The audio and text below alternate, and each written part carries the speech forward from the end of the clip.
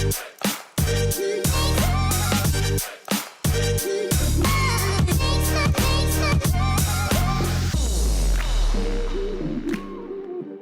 listening to All the Chatter That Matters on Motor Trade Radio, powered by eBay Motors Group. This is your weekly one-stop shop for all the biggest car retailing headlines from across the media, available on demand wherever you are on your podcast feed. And now it's time for our chat with Robert Forrester, CEO of Vertu Motors, talking about the group's record full-year results to the end of February 2022. Well, welcome back to the podcast, Robert. It's great to have you back on and to share some of the highlights from Vertu's record-breaking year and also your thoughts on the sector. But before we start, I noticed you tweeted during the week that you were comparing the results, these current results, to Reg Vardy's last financial year financials back in 2005 when you were MD. So what observations did you have when looking back 17 years? Well, it's a fascinating document, actually. One, it's a third of the size of a certain modern set of modern accounts, because they are a complete load of nonsense now, actually, with everything you need to put in a set of accounts. But yes, it is interesting. I mean, there's exceptional costs arising from NG Rover, 2.8 million. In the April 2005. That time states it. So I distinctly remember that moment when MG Rover went bust and we realised that all the stock we bought was wrong. And actually, Vardis, this is the last set of accounts before the takeover, and yes, profit before tax was 45.3 million. About 45 million profit, including some exceptional items. And the other thing that struck me was the turnover of Reg Vardy in its last year was 1.7 billion, which just shows you the price of cars must have gone up a lot since 2005, because they were not shabby, actually, in terms of selling cars, Reg Vardy. I think we now, in fairness, have a bigger business, but the average price of a car has clearly gone through the roof in the meantime, hasn't it? Obviously. Yeah. Yes. Especially in the last 12 months. I'm going to say a little bit more in the last 12 months. People's balance sheets have gone up, haven't they? That's right. But it really is quite a interesting document, really. It's brought back some very interesting memories. And about a third of the thickness, I suspect. Oh, it is. Absolutely right. Absolutely right. Though we still had a target to cut CO2 emissions by 20%, I noticed. Oh, that's interesting. Okay. Yeah. Not with the 2030 target, though, I suspect. No, absolutely not. Oh, that might be questionable these days, but yeah. Yeah, so, but it's nice to look back. Yeah, definitely. Probably the good old days as well in many ways. I think it's I don't know. I suppose it depends how you look at that one, Robert. Absolutely. But, I mean, before we get on, just to give a bit of context around the conversation today, we've got revenue for the year today at the end of February increased from 2.5 billion to 3.6 billion, with adjusted before tax up from 24.6 million to a new record of 80.7 million. Yes, listeners, you heard that right. So before we look back at the numbers, can you just start talking us through a little bit about some of the operational highlights that stood out for you over the year, Robert? Yeah, it was obviously financially and exceptionally. I'm sure we'll talk about the numbers. But, there was a lot of other really good things that the group managed to achieve. Obviously, we've grown the group now to 160 sales outlets. A lot of multi-franchising going on, which has been a core part of our strategy, but also some really, from my perspective, good expansion with Toyota. I highly rate the Toyota franchise, and I think it's going to have a fantastic future. And with 2 acquisitions down in Leicester and Loughborough, and then taking on the west of Scotland, which is work in progress, I think we're well set now with the Toyota franchise to be, a significant part of their volume. So that's good. Something that did surprise me when we were putting the stuff together for the city was we do surveys of with YouGov of prompted brand awareness in the UK, and in the UK terms there are 3 large players: Bristol Street Motors, Evans Helshaw and Arnold Clark. But Bristol Street Motors is obviously not in Scotland. We got the Macklin brand in Scotland. So when you actually look at prompted brand awareness in April in England and Wales, it actually did surprise me. But Bristol Street Motors was the largest brand in terms of prompted brand awareness in England and Wales, just ahead of Evans Helshaw and Arnold Clark, and certainly ahead of Cinch and Kazoo. And that, for me, was quite a big moment, actually. I suppose it's realisation in terms of that geographic coverage, that when you break it down that way, because we know there is dominance, and like you say, you're not necessarily unique, but you are unique in one way, that you have got that separation of brand identity to a degree, aren't you, by coverage. Yeah, and there's very good reasons for that. And actually, Macklin has 40% prompted brand awareness in Scotland, so it's not shabby in itself. Actually, Arnold Clark has 94% prompted brand awareness in Scotland, from what I can see. But I think that was, we've done a lot of work on the brand. You've seen the work we've done with motorsport, F1, W Series, Formula E. There's lots of work gone into that from our marketing teams, and indeed our dealerships, who've been very proactive on social media, and particularly use of Facebook. And it all adds up, and I think that was a real quite proud moment. I was trying to think back, would Bristol Street Motors ever have been in that position in the past? And actually, I don't know enough about the 1970s and 80s. It was a much larger group in the 70s and 80s than it actually ended up being. I think the other thing we've achieved, we have 50 software developers. Our technology in terms of sales technology, omnichannel retailing, digitalization, growth of central functions to improve conversion and customer experience, I think we're on a path. We're not finished, but we're on a path, and I think that was really quite helpful. And then two other numbers which are non-financial. One is April, we had an 88% great place to work score with our colleagues, which I think is vital. And net promoter score in used cars through judge service of 86.5. So it gives me a feeling that the bedrock of the business is strong, and it's going to need to be, because I don't think we'll see trading conditions quite like 2001-2 for maybe never. And Robert, looking at the numbers, what's in your view are the main drivers of those record profits of 80.7 million? It's dead straightforward. Margin. Yeah. I mean, we sold less cars. We sold less cars and we made more money. And it actually, not just in used cars. I mean, used cars was the big number. There was absolutely no question whatsoever that used cars was the big number. I think if you look at our profit bridge, which takes sort of like-for-like activity, we increased gross profit in used cars like-for-like by 38.1 million. It's a big number. Yeah. But also, margins were strong in new and in fleet. So, supply constraints and getting demand and supply in balance, out of balance, not oversupplying the UK market, drove significant enhancements in profitability. You would hope for the manufacturers, actually, as well as the retailers, but certainly for the retailers, the likes of which, it just showed you how much money the sector could have made in the previous 20 years if we hadn't had very large volume pressure, pre-registration. Yeah. I was talking to a investor actually earlier, and he was asking me what it's like. I said it's weird, actually, because March used to be pressured. We're going to hit the volume targets. What are we going to do to get there? How much pre-reg are we going to do? What marketing campaigns are we going to put in place? Oh, you were really pushing the job and, forcing the market. Whereas this year, we pretty well went into March the same number we sold. I mean, I did really ignored new cars in March, I'll be honest, because they were done.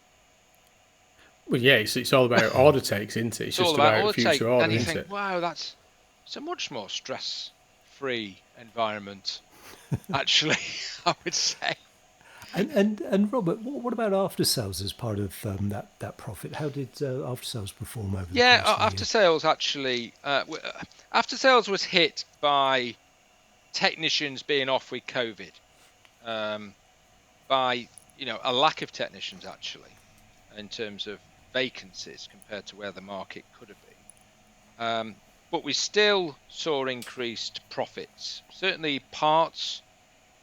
Margins were strong in parts. Our accident repair and smart repair businesses saw increased profits. Service was actually pretty level. And we've seen big moves down. I think everyone's reporting that warranty is double-digit down for a variety of reasons, but partly because there's this big decline in the 0 to 3 year vehicle park, which obviously affects warranty. And I think there's loads of other reasons why warranty are down, and that's the downward pressure.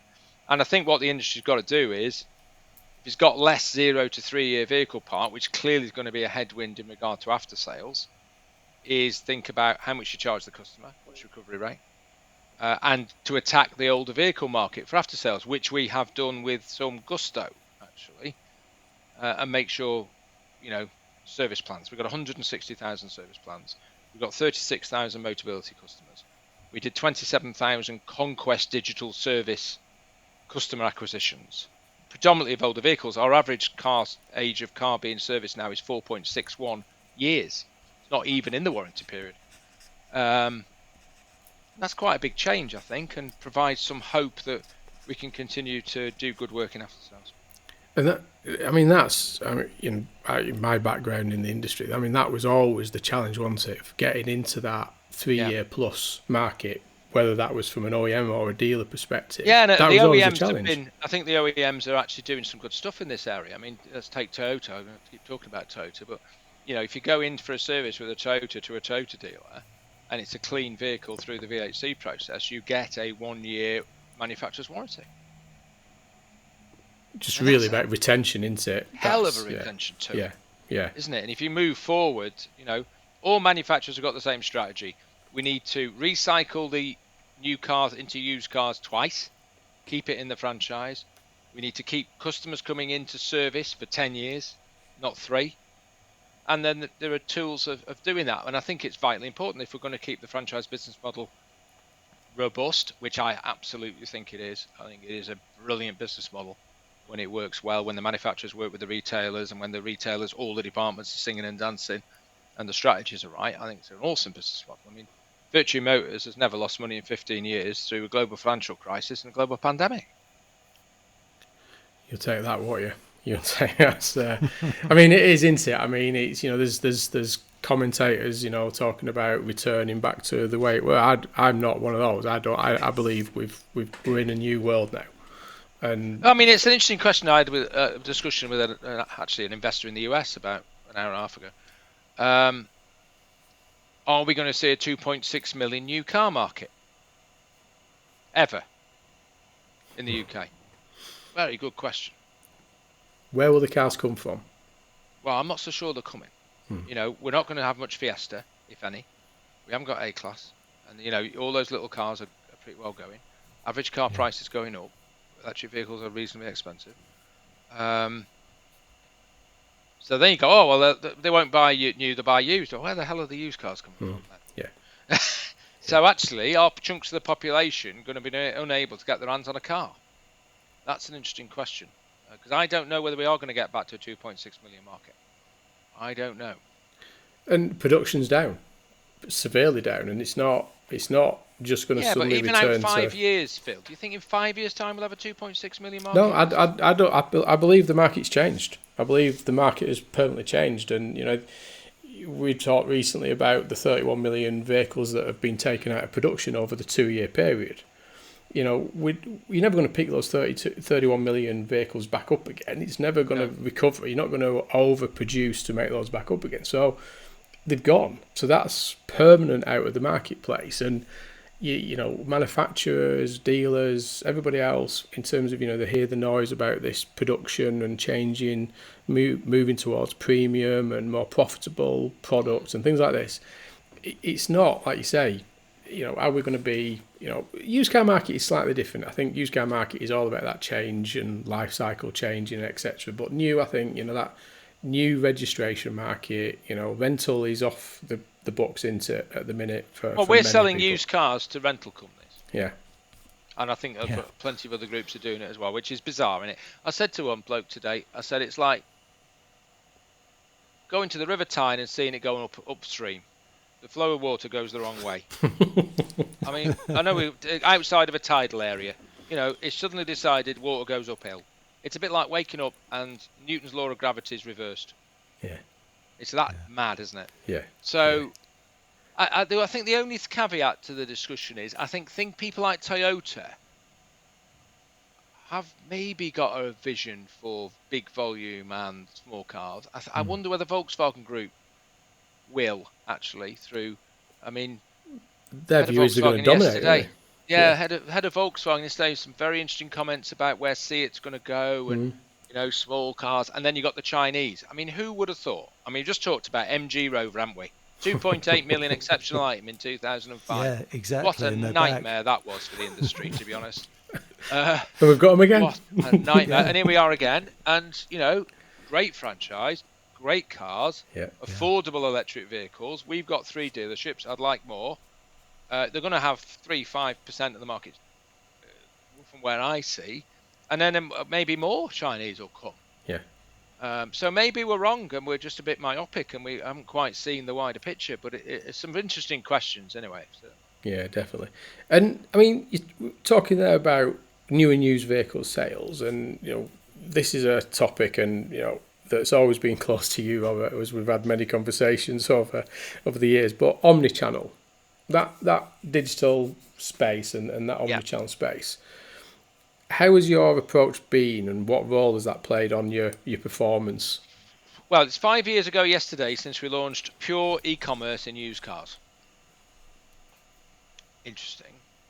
And actually, we doubled pure e-commerce used car sales in the financial year to February to the grand total of 900 out of 89,000 used cars.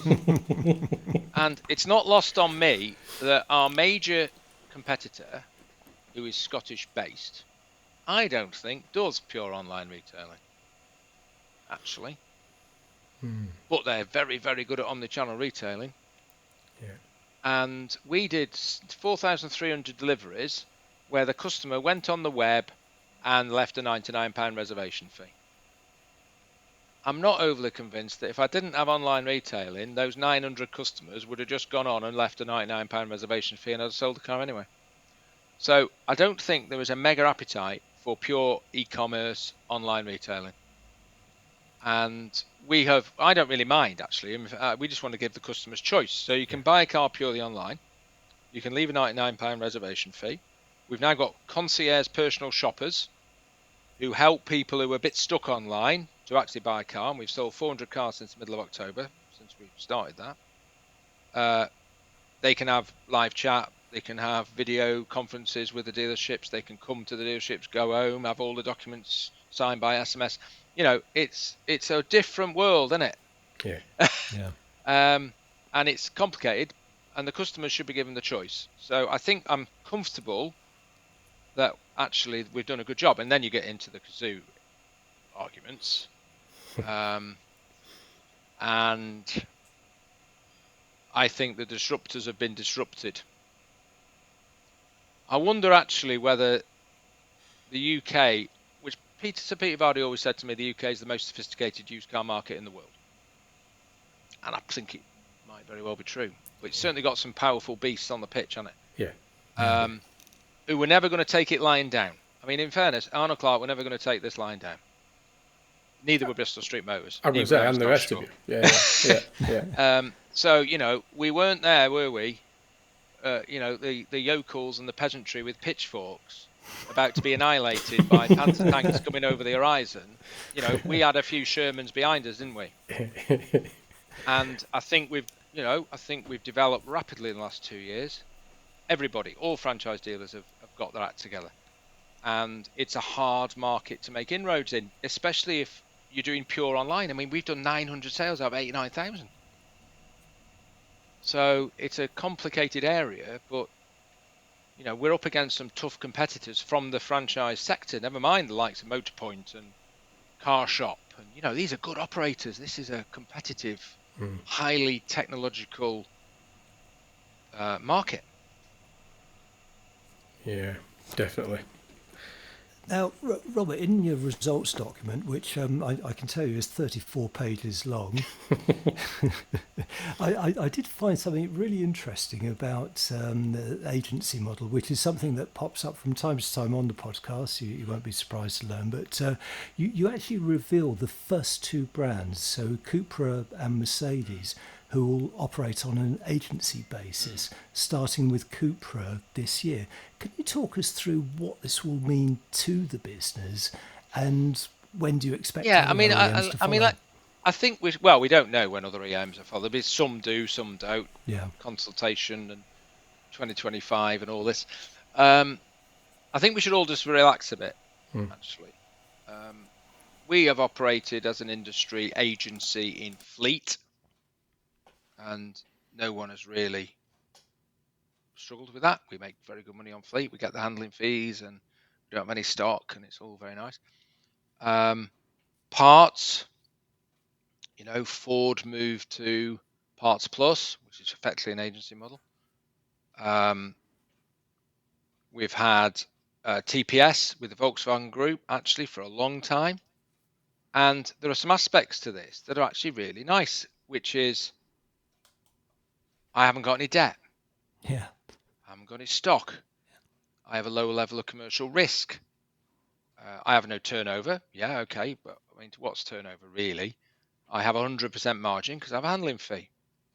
I have lower operating costs because actually, in TPS or Parts Plus, then they're all fairly, they're all paid for by the manufacturer. So slightly different in proposed agency models, but broadly similar. So really, should we get awfully upset by it? I think the answer is not. And certainly a senior member of the industry in the past who's now retired once said to me, "You do know that the manufacturers control your new car margin, don't you?" I said, "No, I didn't know that." And actually, they do. Yeah. And it's the same in an agency model. So I'm relatively relaxed by it all, if I'm honest. I suppose in many ways it'll remove some of that you get involved with, the chasing of targets, your marketing, your competitor. Yeah, I mean, it depends how it's implemented, and the answer is we don't really know, do we, until we actually get into it. But you're right. I mean, it should be less commercial risk, steadier cash flows. Would I have more TPSs? Yes.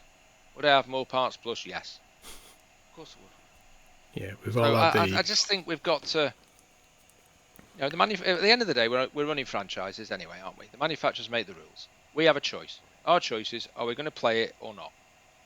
Yeah, we've all had the obsolete part stock and writing back your part stock, haven't we, over the years? When Nationwide Accident Repair Centre went bust, yeah, because we were running agency, I didn't have massive bad debt. Yeah. It wasn't my risk. Yeah, no, it's like you say, there isn't a blueprint, is there? I think that's the key with some of this at the minute, and it's how it's going to play out. But it's in the implementation, isn't it? It's in the detail, and there's some fascinating bits. And I recently had the pleasure of reading the CMA's consultation document on block exemption, which, if I read it right, included quite a bit on proposed agency models. And if I read it right, if they went down that route of implementing what was in the consultation document, it makes agency implementation in the UK very difficult, actually. So there's lots of interesting aspects to it. In terms of the two brands, I mean, I was quite interested that Cupra, emergent brand, Mercedes, an established brand, which actually gives you pretty good experience, doesn't it, from the get-go on both those brands? Oh, I think the manufacturers will learn a lot from it, and I think we'll learn a lot from it. I mean, they aren't coming at it from no knowledge, though, are they? Mercedes have done it in Sweden. Yeah. They've done it in Australia. Quite a lot of brands have done it in Central Europe or are doing it in Central Europe. There is some experience. I think Toyota and Honda have actually done it in New Zealand. So there is expertise and knowledge. You're not coming at it from a completely blank sheet of paper. And it's all about partnerships as well, isn't it? Between the dealer and the manufacturer. Well, it's a relationship. I am, as you know, a great believer in capitalism. And the answer is, if the retailers cannot make an appropriate financial return on their capital from running dealerships, they won't. And the manufacturers, I think, now they might make a loss in the short term, but they'll not make a loss in the long term. And they'll allocate capital to the franchises that makes the best return. And I think that is just a fact. So I think that should give everybody some comfort. There might be some pain in the interim, mind, but I think that is just 2 years an of that, economic fact.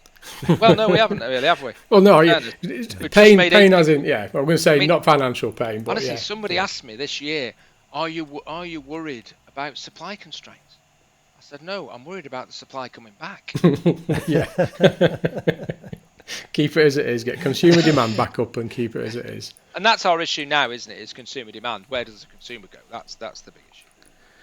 And on that, I mean, just thinking about your results there, but how have March and April? Because your results are until the end of February. You've touched on obviously the order take going into March. You've just mentioned that consumer confidence. We know that the consumer confidence is down to minus 38, and there's all the headwinds facing the consumer market in terms of cost of living.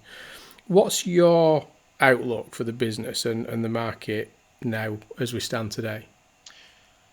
Well, if we take March and April, we saw declines in volumes in every channel, outperformance against the SMMT stats in every channel, so we grew market share.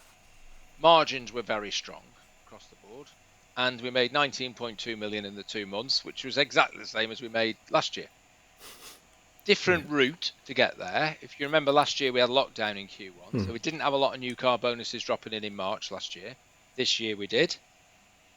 So that's a difference. And last year we had rate support from the government, and this year we didn't. So there's a few moving parts, but actually overall the same. So very strong, and actually well ahead of our business plan, if I'm honest. And we haven't felt in March and April any issues around the consumer. Now, you know what we do in April. We run a 10 to 15 day 0% used car campaign, TV advertising, the lot. So maybe that protected us a bit, maybe. There are 2% book drops a month. That's the difference, isn't it? And actually that's one of my challenges at the moment, is getting people to understand there are 2% book drops, and that the world isn't like it was 12 months ago. You've actually got to do stock management today. Yeah.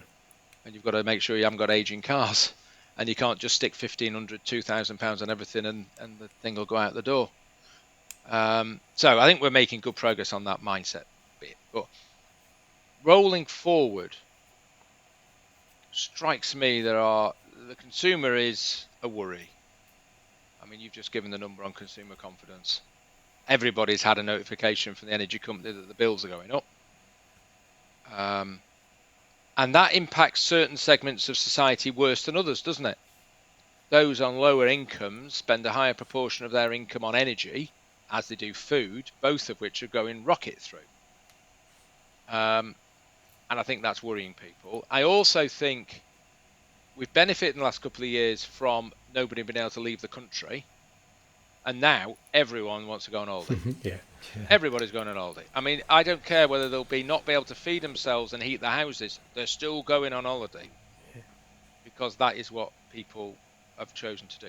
So I think we'll see that the switch of spend that went from holidays to cars, I don't think we'll see the reverse. I think demand could be quite interesting.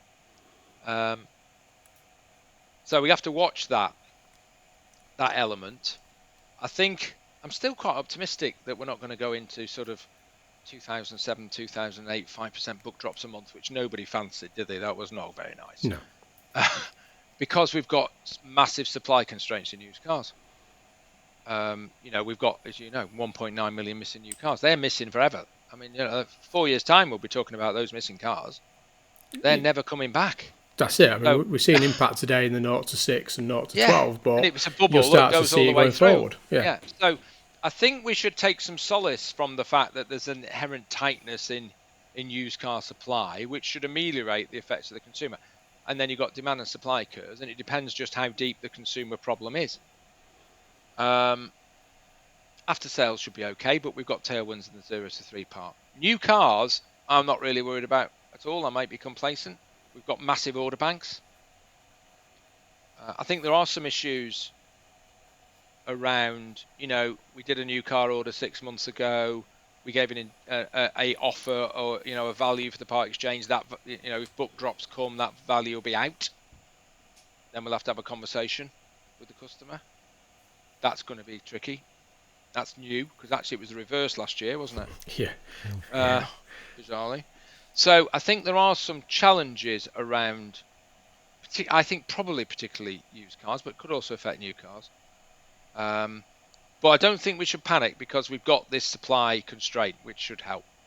The other issue is clearly costs, inflation. It actually impacting the business in terms of pay, marketing, you name it, it's going up. So I think we've got a lot of work to do. And in terms of how we're running the business, and you may very well have read it this week, we've got the 3 C's. Control costs, so cost, all over it. I mean, in fairness, I'm bringing a behavioural scientist in, bizarrely, to the business to actually try and use psychology and behavioural science to change behaviour, both of customers and colleagues. So I've posed him 6 questions, and one of the questions is, how can we use behavioural science to change the behaviour of our colleagues in using energy? Because actually, one of my great learnings from that lockdown was the people who had the most impact and were the most influential during the lockdown was the number 10 behavioural science nudge unit. I mean, them lads had a field day. So we need to learn from that. So cost is one thing.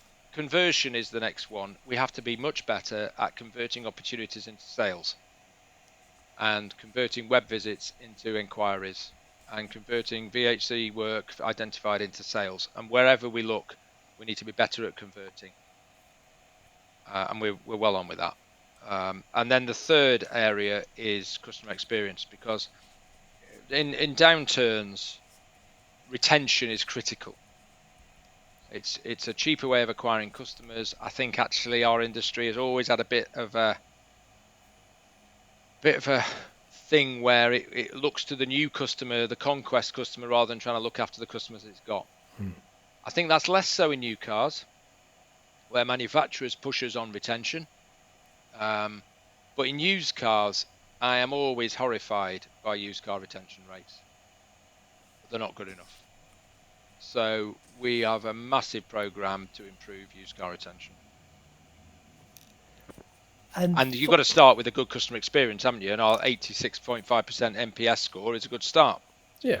And what you talked about earlier about that 3-year plus after sales, that's partially what's going to feed that as well. If you keep that customer coming back into your business, be it through sales or after sales, it is that customer retention that gives you a higher base point, doesn't it? It is, but I mean, if we think, and I've been at this job 21 years, if we think we are consistent and professional in prospecting used car customers systematically, we are deluded.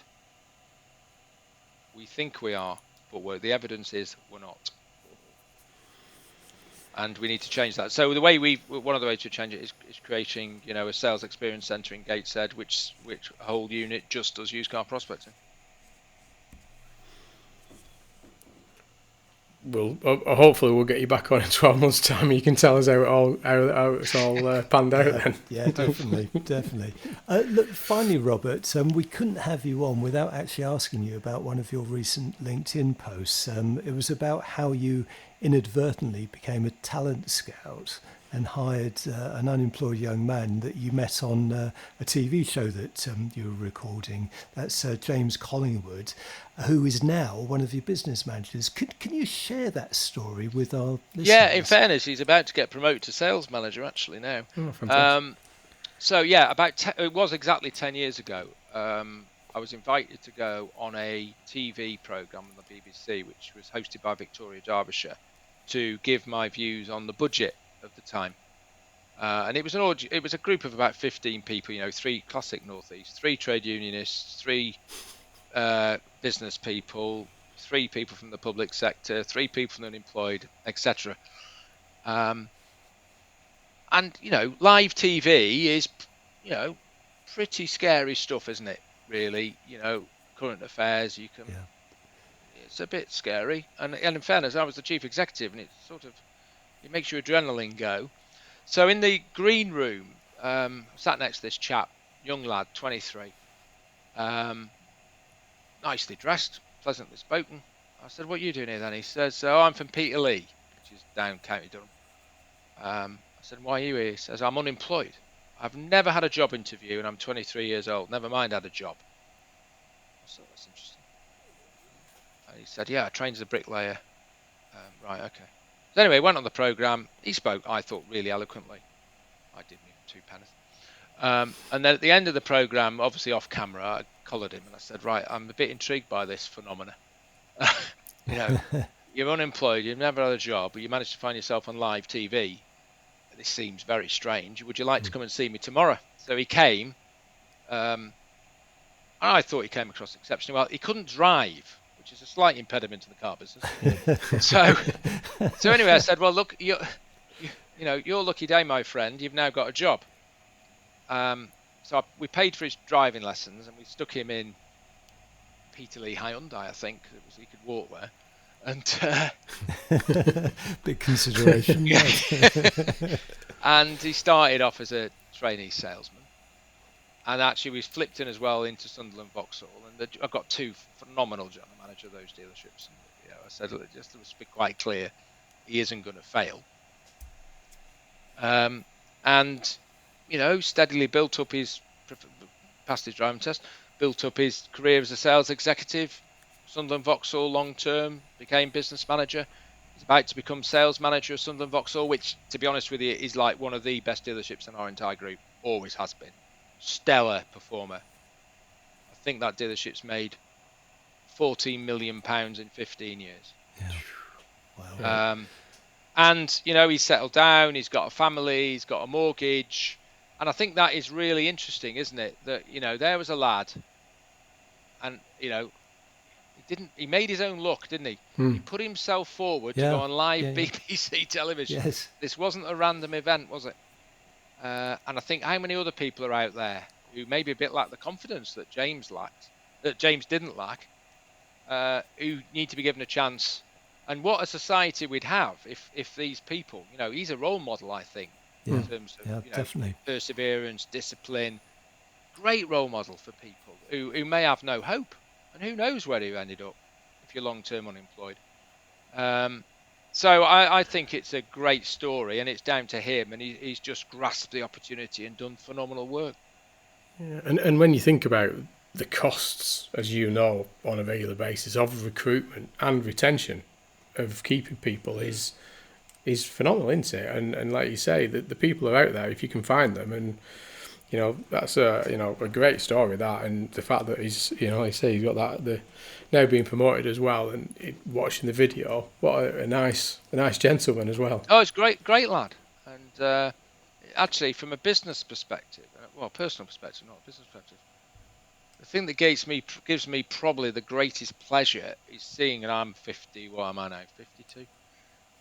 Is seeing these, quote, youngsters. He's not a youngster anymore, is he? Is seeing these youngsters coming through. And I did management induction on Monday morning in Gateshead, and we got all the 30 new managers up to Gateshead for the week. And 2/3 of the new managers were internal promotions.